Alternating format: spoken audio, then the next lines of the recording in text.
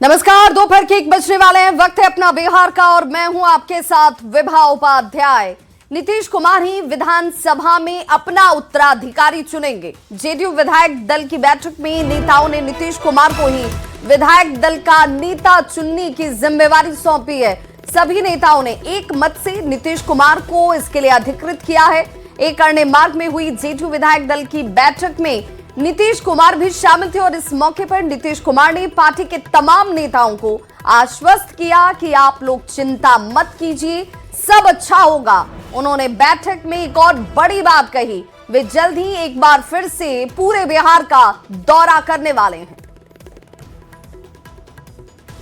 तो नीतीश कुमार को अधिकृत कर दिया गया है। अब विधायक दल के नेता के चुनाव के लिए अब नीतीश कुमार ही चुनेंगे विधायक दल का नेता कौन हो, और इसे लेकर उन्होंने पार्टी नेताओं की तरफ से एकमत होकर जब अधिकृत होने की सामने जानकारी आई तो बड़ी बातें निकलकर इस बैठक से सामने आती हैं, जिसमें नीतीश कुमार एक बार फिर से बिहार के दौरे पर निकलेंगे।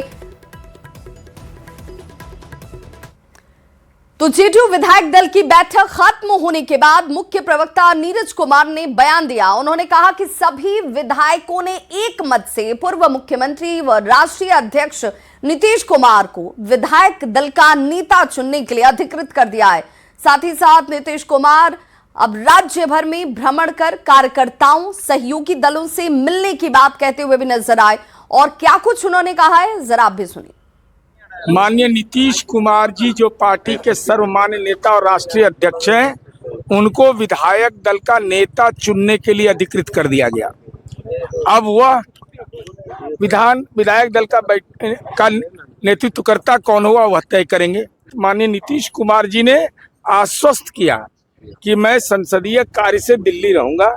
इसके अलावा पार्टी के साथियों के साथ और पार्टी के साथियों से मिलना, यह कि पटना नहीं, राज्य के विभिन्न इलाके में जाकर के और गठबंधन के साथियों के साथ मिलना, साथ ही साथ जो विकास कार्य किए गए हैं उसकी प्रगति की अद्यतन स्थिति क्या है यह लोगों से जानकारी लेंगे। तो यह हमारे लिए सुकून है कि मैं हूं ना, ये आज चरितार्थ हो गया। तो लोकसभा में महिला आरक्षण बिल के गिरने के बाद देश के साथ साथ बिहार में भी सियासी पारा इस वक्त चढ़ चुका है। बीजेपी और सहयोगी दलों के नेता इस विफलता के लिए कांग्रेस, आरजेडी और सपा जैसी विपक्षी पार्टियों को जिम्मेदार ठहराते हुए सड़क पर उतरे। आज पटना के गांधी मैदान से करगिल चौक तक विशाल आक्रोश प्रदर्शन किया गया। हजारों की संख्या में एनडीए की महिलाओं ने सड़क पर उतरकर विपक्ष के प्रति अपनी नाराजगी और गुस्से का इजहार किया। विपक्ष को इसकी इतनी बड़ी गलती की सजा भुगतनी होगी, क्योंकि महिलाएं इसका जवाब जरूर देंगी। आक्रोश मार्च में मुख्यमंत्री सम्राट चौधरी और बीजेपी के प्रदेश अध्यक्ष संजय सरावगी भी शामिल हुए और आरजेडी, कांग्रेस जैसी परिवारवादी पार्टियों पर जमकर निशाना साधा। सम्राट चौधरी ने कहा कि जब तक महिलाओं को 33% आरक्षण नहीं मिल जाता तब तक ये आंदोलन यूं ही जारी रहना चाहिए।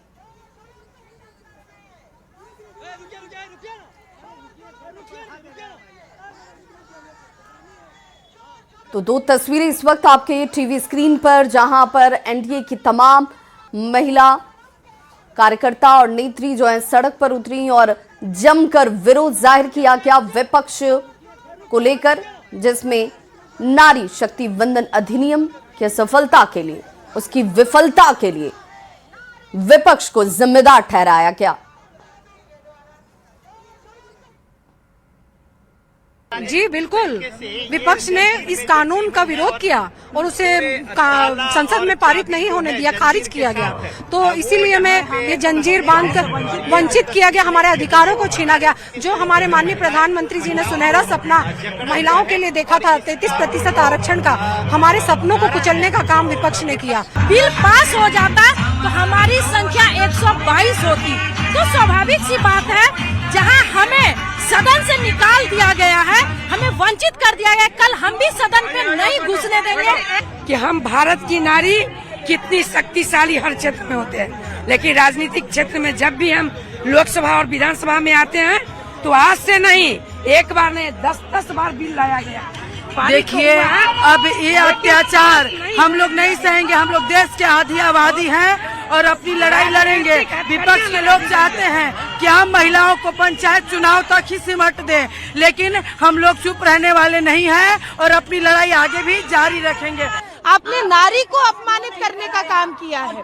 आज 26 लाख से ज्यादा कॉन्स्टिट्यूएंट्स की जिम्मेदारी एक सांसद के ऊपर होती है। उसको क्या बढ़ाने की आवश्यकता नहीं है? मात्र 13% की भागीदारी है महिलाओं के पार्लियामेंट हाउस में। क्या उसको बढ़ावा देने की जरूरत नहीं है? आधी आबादी एक नारा जरूर है भारत में। नरेंद्र मोदी जी चाहते थे कि वो भारत की सच्चाई में तब्दील हो, लेकिन विपक्ष के लोगों ने, ये कांग्रेस और इंडी गठबंधन के नेताओं ने आधी आबादी को सिर्फ एक नारा बना के रह दिया, उसको भारत की सच्चाई नहीं बनने दी। महिलाओं की शक्ति को ये चार पंक्ति समर्पित करता हूँ। इस दुनिया की शान है नारी, ईश्वर के समान है नारी, घर आंगन की मुस्कान है नारी, शक्ति और सम्मान है नारी, शक्ति और सम्मान है नारी। आज उस दिन लोकसभा में बिल आने के पहले 3 दिनों तक पूरे देश की बहनें जो है प्रसन्न थी, खुशियां मना रहे थे कि जब नारी संशोधन विधेयक पास होगा तो हम लोगों को 1/3 बहुमत से विधायिका में और संसद में भी हम लोग को अधिकार मिलेगा। लेकिन जिस तरह उस दिन विपक्ष के नेताओं ने जो किया, उस बिल को गिरा दिया। जिस तरह राजद ने, महागठबंधन ने उनके अधिकार को छीना है, अधिकार कोई नहीं छीना, हमारी महिलाओं को अपमानित किया है। पूरे देश में मां बहनें इस अपमान का बदला लेने के लिए उठ खड़ी हुई है। मोदी जी चाहते थे कि 33% का आरक्षण देकर देश की महिला बहनों के लिए आज यदि बिहार में चुनाव होता, नए परिसीमन में 2029 में और 30 में साथियों, तो हमारी जो महिला बहनें आज मात्र 29 विधायक है, वो सिर्फ 29 नहीं होती, कम से कम 122 विधायक चुनाव जीतकर बिहार से जाती। लेकिन कांग्रेस पार्टी के लोग, राष्ट्रीय जनता दल के लोग, राहुल गांधी चाहते हैं कि सिर्फ हमारी बहन प्रियंका गांधी देश में सांसद पहुंचने का काम करे। यहां पर लालू जी और उनके परिवार के लोग चाहते हैं कि मेरी पत्नी विरोधी दल का नेता बने, मेरी बेटी लोकसभा का सदस्य बने। बगल में समाजवादी पार्टी के नेता अखिलेश यादव चाहते हैं कि सिर्फ उनकी पत्नी सांसद बनकर जाए। डीएमके के नेता चाहते हैं, स्टैलिन चाहते हैं कि सिर्फ उनकी बहन कनिमोझी देश के सांसद बनकर जाए। लेकिन मोदी जी चाहते हैं कि इस देश में 272 बहनें लोकसभा में पहुंचने का काम कर सके। हमारी बहनों को जरूर आश्वस्त करता हूं कि आपका आंदोलन जारी रहे। आपके इस आंदोलन में पूरी तरह हम लोग भी खड़े हैं। मुख्यमंत्री की हैसियत से भी आप सभी बहनों के साथ खड़े हैं और पूरा एनडीए का कुनबा भी आपके साथ खड़ा है। आप आगे बढ़िए, आप आगे बढ़कर बिहार के एक एक व्यक्ति, एक एक महिला, एक एक नारी का सम्मान बढ़ाने का काम कीजिए। जिस तरह मोदी जी इस देश की महिलाओं का सम्मान बढ़ाने का काम कर रहे हैं, उसी तरह बिहार के सभी पुरुष आपके पीठ पर खड़ा होकर आपके सम्मान को आगे बढ़ाने का काम करेंगे। इतना ही कहूंगा कि जन आक्रोश को ज्वाला बनाकर रखिए और ये ज्वाला तब तक जिंदा रखिए जब तक आपको विधानसभा और लोकसभा में आरक्षण 33% मिल नहीं जाता है। तब तक आंदोलन जारी रखने का काम कीजिए।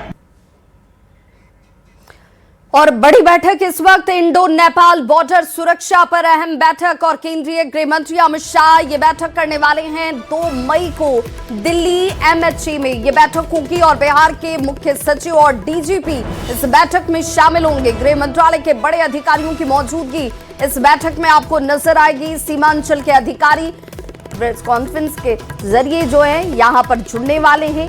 वीसी के जरिए वो जुड़ेंगे। सीएम सम्राट चौधरी भी वीसी के जरिए इस बैठक में जुड़ सकते हैं। ये बड़ी जानकारी इंडो नेपाल बॉर्डर सुरक्षा को लेकर बैठक के तौर पर सामने आती हुई। तो सीएम सम्राट चौधरी को धमकी के मामले में आरोपी को लेकर मुंगेर आई पुलिस। गुजरात से गिरफ्तार कर मुंगेर लेकर इस शख्स को पहुंची और मुंगेर पुलिस के अधिकारी फिलहाल इस शख्स से पूछताछ कर रहे हैं। गुजरात के साणंद से इसे गिरफ्तार किया गया था। साणंद से शेखर यादव की गिरफ्तारी और अब इससे मुंगेर पुलिस की तरफ से गहनता से पूछताछ चलती हुई। ये वो शख्स है जिसकी तस्वीर इस वक्त आपके टीवी स्क्रीन पर है। बिहार के मुख्यमंत्री सम्राट चौधरी को धमकी देने के मामले में इस शख्स की गिरफ्तारी गुजरात के साणंद से की गई थी।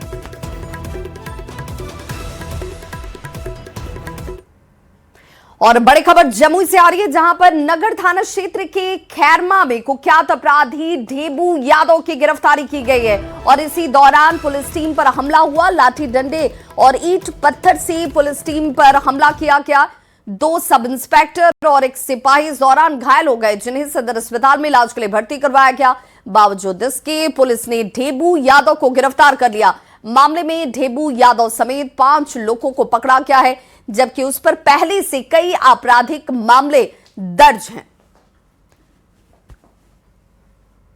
एक पुलिसकर्मी को जान मारने की नीयत से उनके वाइटल ऑर्गन्स पर लाठी डंडे और पत्थर से प्रहार करते हुए उन्हें बुरी तरीके से जख्मी कर दिया गया। पुलिस की जवाबी कार्रवाई में जो मुख्य अभियुक्त हैं ढेबू यादव, उनको गिरफ्तार किया गया है। साथ ही साथ उनके इस आपराधिक कांड में संलिप्त 4 अन्य साथियों को भी गिरफ्तार किया गया है। जो 2 पुलिस पदाधिकारी हैं एवं 1 पुलिसकर्मी हैं, उन्हें बेहतर इलाज के लिए सदर अस्पताल लाया गया है और यहाँ चिकित्सकों द्वारा उनका इलाज किया जा रहा है।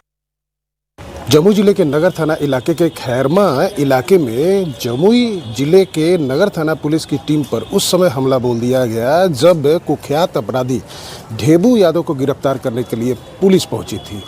पुलिस की टीम में जो लोग थे उन पर ढेबू यादव और उसके कुछ लोग, परिवार के लोग और उसके साथी ने लाठी डंडे और से हमला कर दिया और पत्थर भी चलाए। इस दौरान 2 सब इंस्पेक्टर और एक से बिहार पुलिस के एक सिपाही को चोट लगी है, गंभीर रूप से घायल हैं, जिनका इलाज सदर अस्पताल में हो रहा है। और जो जानकारी मिली है कि जो कुख्यात अपराधी ढेबू यादव है, उस पर लगभग 1 दर्जन से अधिक जो मामला दर्ज है, आपराधिक मामला दर्ज है, जिसमें रेल से जुड़े हुए अपराध भी है। तो आगे अगर देखा जाए तो पुलिस मामले की जांच कर रही है और साथ ही इस मामले में टोटल 5 लोगों की गिरफ्तारी हुई है और भी लोग गिरफ्तारी होने की संभावना है। केसी कुंदन, न्यूज़ 18 जमुई। और संवाददाता केसी कुंदन इस वक्त हमारे साथ इस खबर पर ज्यादा जानकारी के साथ जुड़ गए हैं। केसी कुंदन, फिलहाल जो घायल सब इंस्पेक्टर और पुलिस के अधिकारी हैं, उनकी स्थिति कैसी? जी, बता दें कि डॉक्टर ने जिन पुलिसकर्मियों को इलाज किया, जो घायल है, और इलाज होने के बाद उनकी स्थिति स्थिर है।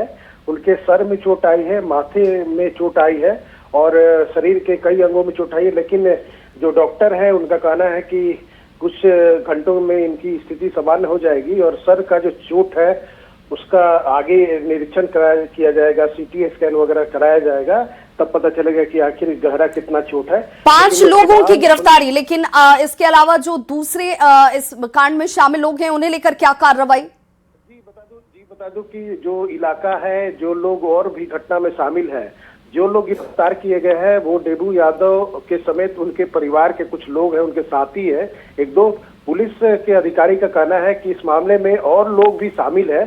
लगभग 5-6 लोग और हैं जिनकी पहचान कर गिरफ्तारी करने के लिए उस इलाके में छापेमारी चल रही है। बहुत बहुत शुक्रिया केसी कुंदन इस तमाम जानकारी के लिए। और गोपालगंज से बड़ी खबर आ रही है, जहां पर दबंगों ने बंद कर दिया है रास्ता। स्कूल के रास्ते को दबंगों की तरफ से बंद कर दिया गया। इंदिरा आवासीय स्कूल का ये मामला, जिसमें अचानक से रास्ता बंद होने की वजह से बच्चे जो हैं वो परेशान नजर आए। कई बच्चे स्कूल पहुंच ही नहीं पाए। ये एक्सक्लूसिव तस्वीरें इस वक्त आपके टीवी स्क्रीन पर देखिए। बच्चे दीवार की दूसरी तरफ खड़े होकर इंतजार करते हुए नजर आ रहे हैं। प्रशासन ने हालांकि इसे लेकर संज्ञान लिया है। ये एक्सक्लूसिव तस्वीरें इस वक्त आपके टीवी स्क्रीन पर है। क्यों ये रास्ता बंद किया गया, स्कूल जाने से बच्चों को क्यों रोका गया, इसे लेकर वजह अभी तक सामने नहीं आ पाई है, लेकिन कहा जा रहा है कि दबंगों की तरफ से इस करतूत को अंजाम दिया गया। काम किए हैं? अब बच्चों का जाने आने का रास्ता बंद है। हाँ और स्कूल का रास्ता बंद है। हाँ हम रास्ता मांगते हैं यहाँ से रोड पर से स्कूल में जाए, इसलिए रोड को बंद किए आप लोग। इसलिए रोड को बंद और ये आप देख सकते हैं बच्चे भी साथ में बैठे हुए हैं। जिसका रोड है, जिसका वेटी है, जमीन है, वो रास्ता बंद कर दिए हैं और आने जाने का रास्ता नहीं है, तो इसीलिए हम बंद किए हैं। अच्छा, पढ़ने वाला विद्यालय लड़का भी है और यहाँ भी बैठे हैं, वहाँ खड़े हैं, इन लोगों का दिक्कत है। और पटना के रामकृष्णा नगर थाना क्षेत्र में दिन दहाड़े लूट की एक बड़ी वारदात के 22 घंटे से ज्यादा बीत चुके हैं, लेकिन अब तक पुलिस के हाथ खाली हैं। लूटकांड में शामिल 5 में से एक भी अपराधी पुलिस अभी तक इन्हें पकड़ नहीं पाई है। आपको बताते चलें कि कल पुरानी भारत गैस गोदाम कॉलोनी स्थित एक आभूषण की दुकान में देखिए किस तरीके से दोपहर 2:44 पर 5 हथियार बंद अपराधी घुसते हैं। 2 बाहर ही बाइक पर खड़े भी आपको नजर आ रहे होंगे, जबकि 3 अपराधी दुकान के अंदर हथियारों के साथ नजर आते हैं। दुकान में घुसते ही पिस्टल की नोक पर दुकानदार को कब्जे में लिया गया और गाली गलौज करते हुए लूटपाट शुरू कर दी गई। इस दौरान अपराधी दुकानदार के सिर पर पिस्टल के बट से हमला कर देते हैं, जिससे उसका सिर फट गया। महज 1 मिनट में अपराधी 15 से 20 लाख के गहने लूट कर यहां से फरार हो गए, जिनमें 4 किलो चांदी और 100 ग्राम सोना शामिल है। लूट की ये पूरी वारदात सीसीटीवी कैमरे में भी कैद हुई है, लेकिन पुलिस अब तक अंधेरे में ही लकीर पीट रही है। और ऐसे में सवाल ये उठता है कि क्या पटना में पुलिस का इकबाल खत्म हो गया है? क्या अपराधियों में अब पुलिस का खौफ नहीं रहा? भरी दोपहरी में लूट हो जाती है और पुलिस वहां उस दौरान नहीं होती, तो पुलिस कहां थी? लूट के 22 घंटे के बाद भी पुलिस के हाथ अब तक खाली क्यों हैं? और आखिर कब तक पकड़े जाएंगे अपराधी जो इस घटना को अंजाम देकर फरार हैं? लुटेरों के तांडों के बीच कैसे चलेगा कारोबार? व्यापारियों के अंदर इसे लेकर डर साफ नजर आता है।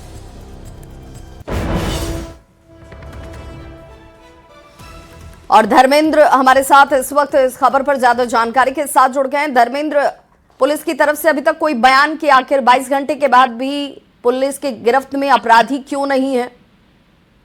जी, ऐसा कोई भी जानकारी पुलिस की तरफ से नहीं दिया गया कि अभी तक की क्या जांच हुई है, क्या जो अपराधी थे वो पहचाने गए कि नहीं, किसी की गिरफ्तारी हुई कि नहीं। ये तमाम बातों पर अभी पुलिस की तरफ से कोई प्रतिक्रिया नहीं आई है।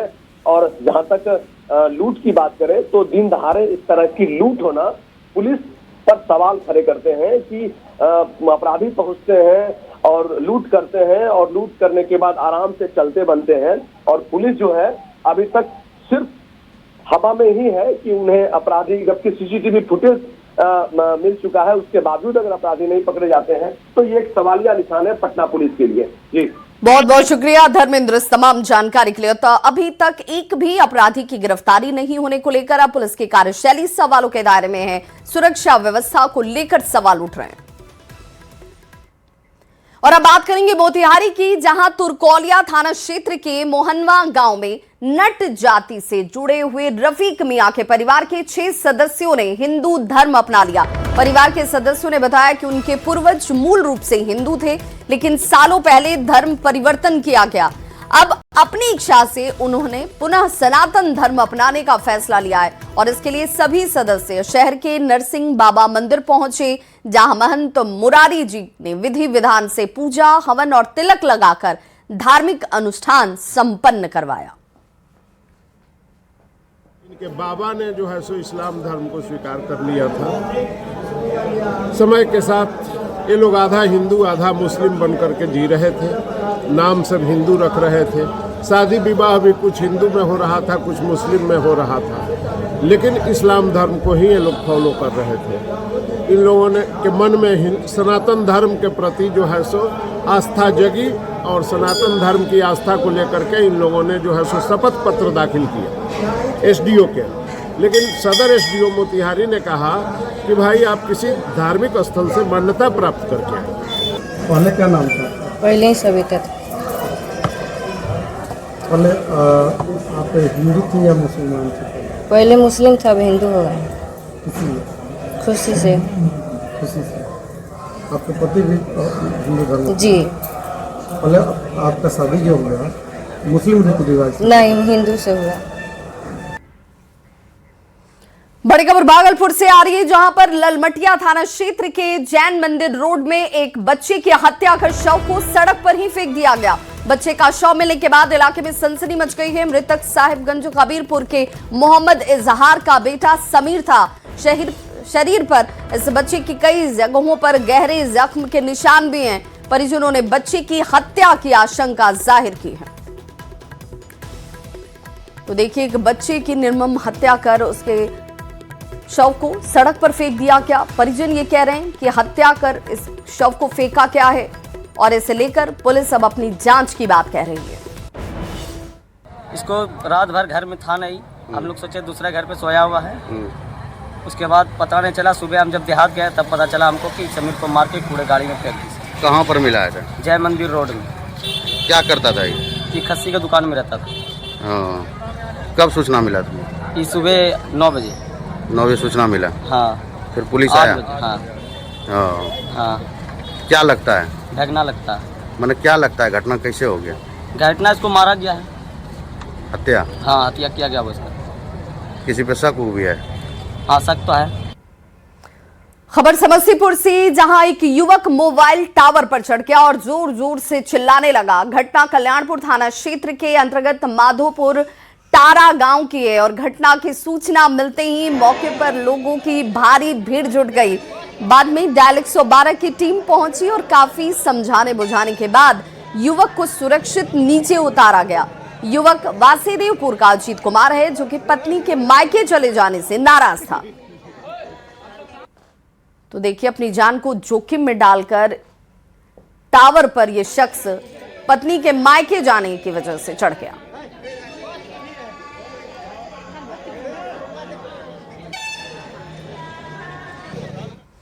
अगली खबर बक्सर से, जहां एक पति पत्नी की आपसी विवाद में पति बिजली के टावर पर चढ़ जाता है, जिसके बाद अफरा तफरी मच जाती है। वहीं इस घटना के बाद आसपास के ग्रामीण देखिए मौके पर पहुंचे और इस शख्स को समझाने की कोशिश शुरू हुई। घटना बक्सर जिले के इटाढ़ी थाना क्षेत्र की है और काफी मशक्कत के बाद तब जाकर यह शख्स टावर से नीचे उतरा।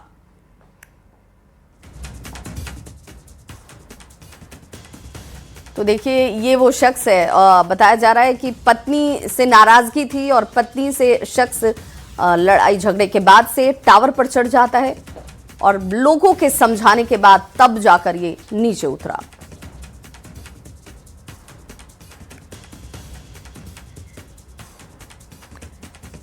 तो एक जगह जहां पर प्रेम के चक्कर में एक शख्स टावर पर चढ़ गया और दूसरी तरफ पत्नी से नाराजगी, और नाराजगी के बाद ये शख्स देखिए कैसे टावर पर चढ़कर पत्नी से लड़ाई झगड़े के बाद अपनी नाराजगी को जाहिर करता हुआ नजर आ रहा है। तो देखिए, एक तस्वीर जहां पर पत्नी मायके चली गई, इससे नाराज होकर ये युवक टावर पर चढ़ गया। जान को जोखिम में डालना और इस तरीके से टावर पर चढ़ना अब अपने आप में कई सवालों को भी खड़ा कर रहा है। दूसरी तरफ देखिए, जहां बक्सर की ये तस्वीर है, पति पत्नी का विवाद और पति नाराजगी किस रूप में जाहिर करता है, तो टावर पर यह शख्स चढ़ गया। गोपालगंज से बड़ी खबर आ रही है, जहां पर NH 27 पर एक बस हादसे का शिकार हो गई और ये बस पलट गई। हादसे में 15 यात्री घायल हुए हैं। बताया जा रहा है कि क्रेन की मदद से बस को उठाया गया और यात्रियों को यहां से निकाला गया बाहर। दिल्ली से मशरक जा रही थी ये बस जब यह हादसे का शिकार हुई। सदर अस्पताल फिलहाल सभी घायलों को भेजा गया है और देखिए किस तरीके से इस घटना के बाद से क्रेन की मदद से बस को उठाया जाता है और यात्रियों को जो घायल हुए थे उन्हें अस्पताल पहुंचाया गया।